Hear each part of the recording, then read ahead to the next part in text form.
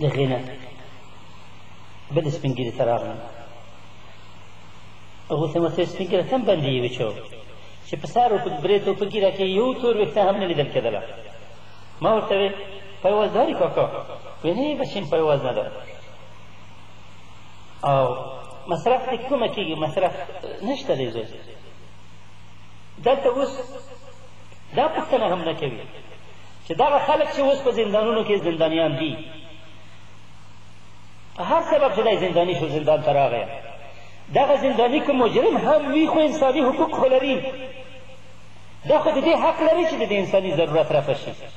که دی فقیر وي، خپله نه وي قادر، پایواز نه لري چې د دې د دې ضرورتونه رفع کړه، دا اسلامي او انساني ټولنه چېرته ده چې دې ته انساني خدمات ور وړاندې کړه؟ ويطعمون الطعام على حبه مسكينا ويتيما واسيرا. قرآن چې دلته اسیر د مسکین او د یتیم سره ذکر کړی دی، دلته دې خبرې ته متوجه شوم چې الله پاک د دې اسیرانو په مشکل خبر وه. د همدې خاطر مسلمانانو ته دا ویلي وو چې باید اسیران د اسلامي ټولنې د صدقاتو یوه برخه ور ورسېږي تر څو چې د دې صدقاتو نه دوی مستفید شي. او دا خبره زه د افغانستان د ټولنې اغنیاو ته، مسلمانانو ته، ذی رحمه انسانانو ته وړاندې کومه چې که چېرته حقوق بشر صرف د مسیحیانو غمه خوري، او که چېرته حکومت دیموکراسي من حیث شعار استعمالوي او د دې قوم د وژنو د تباهۍ په کار باندې مصروف دي، تاسو من حیث انسانان و هموطنان، من حیث مالدار اهل نعمت د دې ملک ولې د دې اسیرانو او د دې مسکینانو د حال نه بېخبره یئ. یوه ورځ خو تاسو هم د پایوازۍ په قطار کې ودرېږئ تر څو چې دلته دغسې مظلوم انسانان چې نه پایواز لري او نه غمخور لري او نه قادر په خپل کسب هم هغه دی او نه حقوق بشر د دې غمه خوړل کېږي، نه ورته حقوق انسان ورکول کېږي، نه ورته حقوق حیوان ورکول کېږي. آخر د تاسو عاطفه ولې یوه ورځ د دې خلکو په غم کې نه شوه چې د دې خلکو احوال وکړي، پوښتنه وکړي. لکه څنګه چې اسلام د دې توصیه کوي چې سړی باید د مقابرو زیارت وکړي چې سړي ته مرګ ور په یاد شي.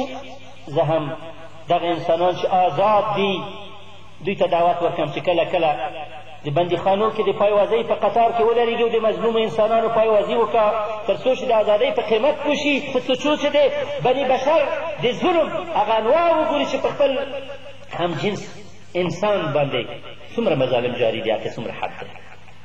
اهل قصور دې هم خپله د خپلو قصرونو کله کله راشي او د دغسې د قفس د خاوندانو ژوند دې وګوري. دوی دې نه مغروره کېږي چې دوی به هم الله پاک د قبر په زندان کې زنداني کوي چې هلته به بیا څوک د دوی پایوازي نشي کولی.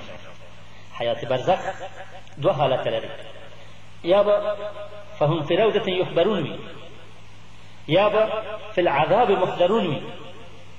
که څوک په عذاب کې وي نو آیا دغه د برزخ ژوند چې د مرګ د وخت نه د قیامت ته وخته پورې د قبر په تورو تیارو کې په عذاب کې تېرېږي، آیا دا د دنیا د ټولو زندانونو نه د دې یوه ورځ سخته نه ده؟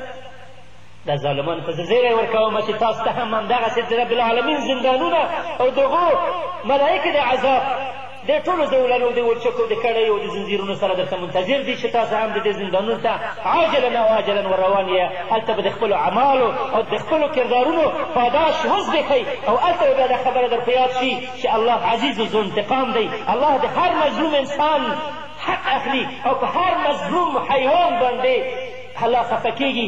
الله دی چې په یوه پشۍ باندې یوه ښځه په بني اسرائیلو کې دوزخ ته بولې ده او په یوه سپي باندې چې یوه فاحشه ښځې ورته اوبه ورکړې، یوه فاحشه ښځه الله پاک جنت ته بوتله.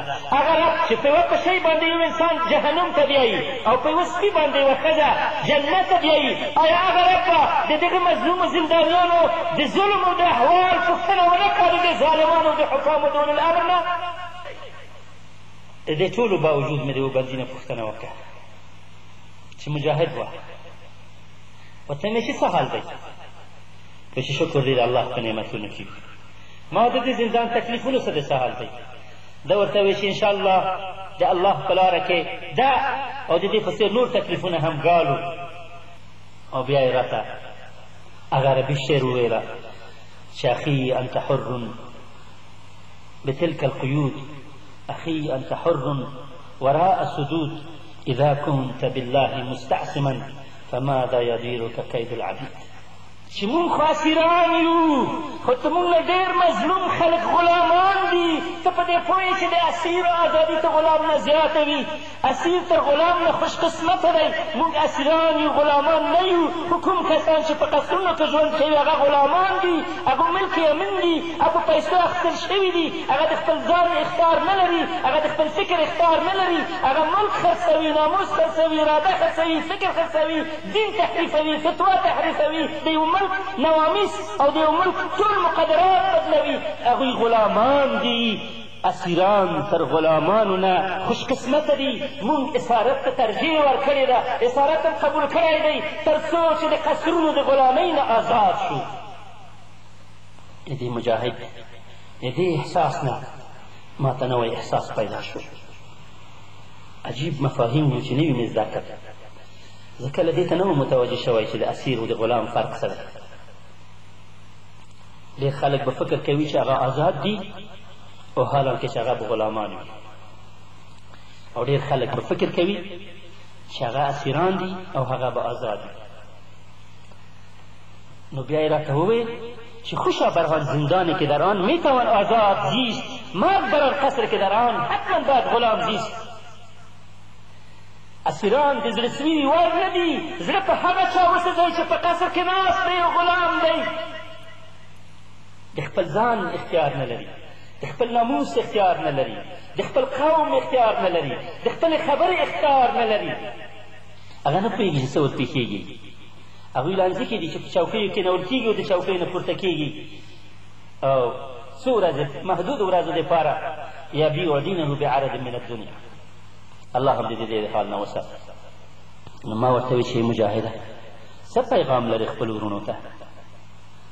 هغې ورته ویل چې ګورئ زما ټولو ورونو ته سلام وایئ، زما ټولو ورونو ته سلام وایئ او ورته ووایئ چې کله چې د یوه چا په ناموس باندې تجاوز کېږي، کله چې د یو انسان په ناموس باندې تجاوز کېږي، که هغه آزاد وي، قادر وي، قابل د تصرف وي او هغه د خپل ناموس نه دفاع نه کوي، د هغې حالت ښه دی.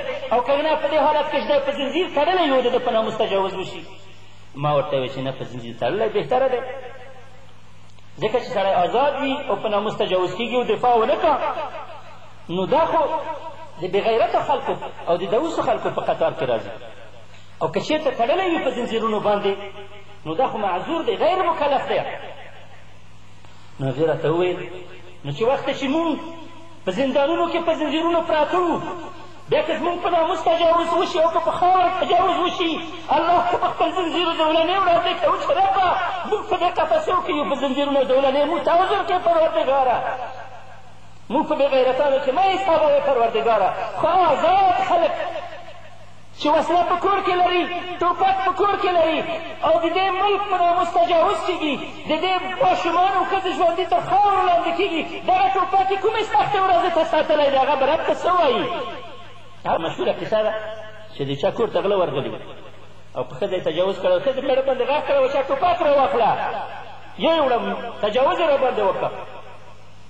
ده ورته وایي چې هغه مې سختې ورځې ته ساتلی دی. اخذته العزة بالإثم فحسبه جهنم.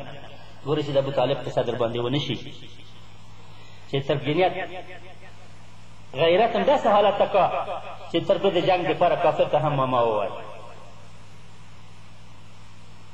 دا د هغې مجاهد پیغام وه چې دی د زنځیرونو د زولانو د قفسو ته شا وه. حقیقتا چې ما ترې نه درس واخیستل. د تعذیب شوی خو به نه وي، د خپل نوکان را وښودل چې دا نوکان مې وګوره چې په پښه کې مې یو نوک نه دی راته پرېښی، ټول نوکان یې را زندې اصلي دي. دا نوکان مې د ډیموکراسۍ تر سیوره لاندې د مجاهدینو د جهاد د دوادارانو په لاس باندې وتلي دي په جرم د دې چې زه طالب. قضاوت د خلکو وکړه، احساسه پورته شه، ژوندی شه، لمبه شه، لوګی شه، دغسې بې احساسه زړونه وسېځه، ژوندي یې که، راپورته یې که، د دوی نه د بېغیرتۍ د ذلت ګردونه وڅنډه، د دوی په رب باندې ایمان و توکل پیدا که، دوی ته درد ور واچوه په زړونو کې، دوی ته احساس ورکړه، دوی ته پیغور وړاندې که، دوی د رب د عذاب نه وویروه